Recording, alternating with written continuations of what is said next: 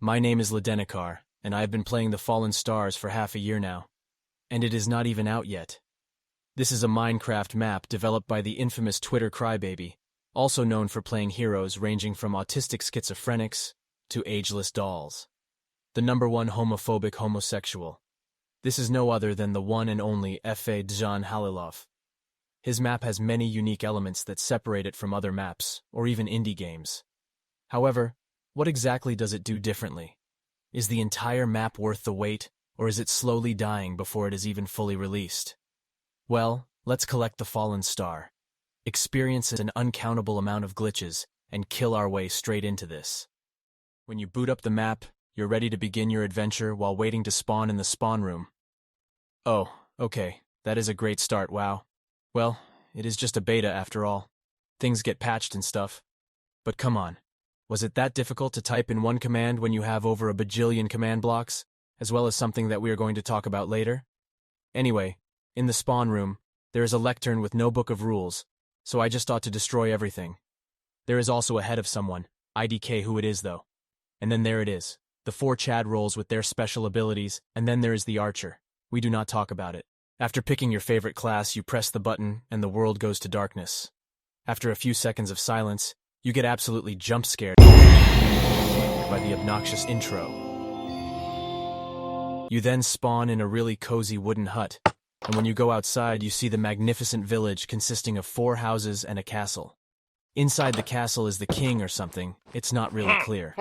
He then goes on an hour-long monologue about how I am the protagonist in this story, and how I am the best. Following that, I happily start my never-ending journey through the unmarked territory, exploring and discovering new and unseen features. When you go inside the first segment... Wait, what is that melody?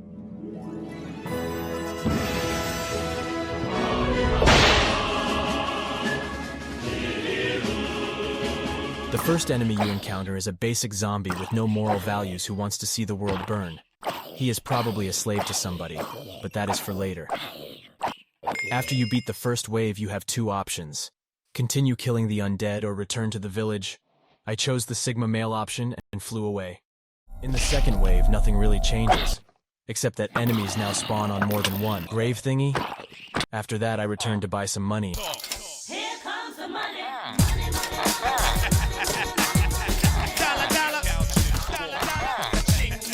And other goods. The third wave is also not that important. Wait. Oh, not again.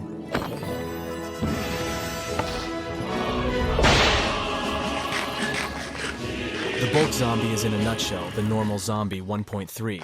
The only difference being that it has slightly more health, slightly more attack damage, as well as a slightly bigger dick. Don't ask how I know that. The fourth wave is nothing much, but then we go to probably the hardest stage so far. So you know Sonic, right? Well...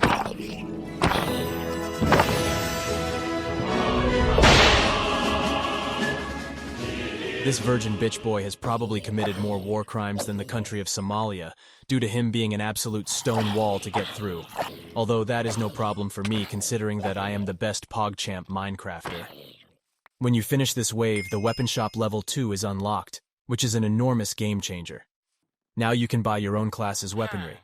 However, for some reason, you can also buy the stone sword from the knight class, which is a nice bonus. Stage 6 tests your skills even further now, adding a twist. On this wave, there is now a river that alters the movement of both the player and the zombies. This is another free wave for the likes of I. The 7th wave introduces one of the most lethal enemies, having the health points of Ornn and Scion combined. The attack power of the Forsaken Shredder 5000. I am, of course, talking about...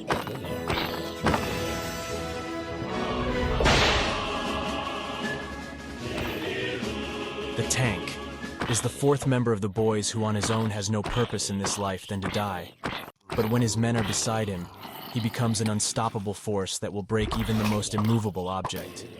You might have also noticed that throughout the gameplay on random occasions, some wooden roots have been popping out of the ground. I have made a nice photograph of the process of the penetration of these roots. It very well represents what the feeling of death looks like, IMO. My theory for these roots is that this jungle is not happy that we are annihilating its slaves. It seems like a very neat evolutional process, but we are here to destroy it. Is it my schizophrenia, or am I hearing this music again?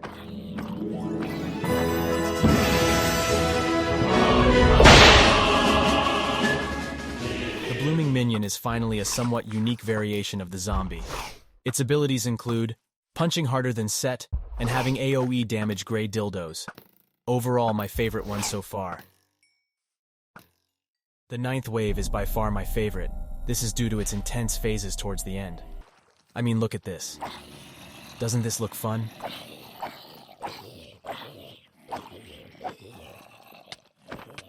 The second to last wave doesn't introduce anything new.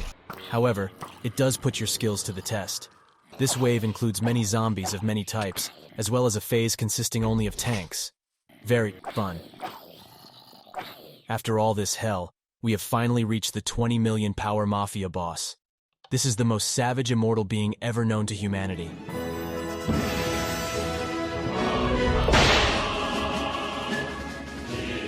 The Blooming Tree is one of the 5 bosses in the world of the Fallen Star.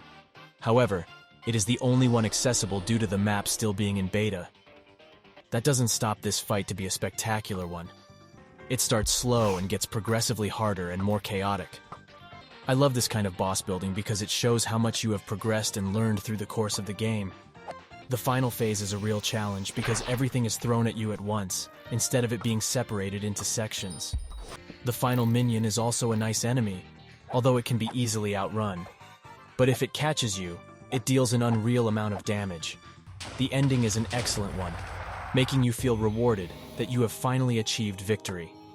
A touching moment is while you are walking back home. You walk through every stage, reflecting on the memories you have made and the monsters you have slain. In the end, you go back to the king and give him the star. And with that, the map is over.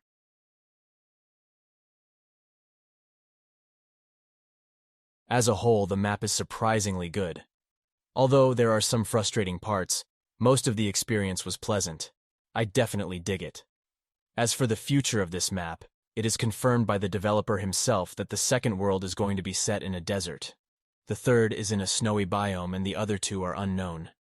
If you remember in the beginning of the video I said something about something that we were going to talk about later. This room further confirms what the next 2 worlds are going to be, and they are very pretty. I predict that the 4th stage will do something with spiders or their den, because of this leaked image I on my own managed to get. The 5th and final should be something epic. Maybe heaven or hell, or even the far future. Well, I can't know for sure, and we just have to wait to see. Beyond the shadow of a doubt, this Minecraft map is kind of enjoyable, replayable, memorable, and magnificent. I have strong hope for the future. 9 fallen stars out of 10.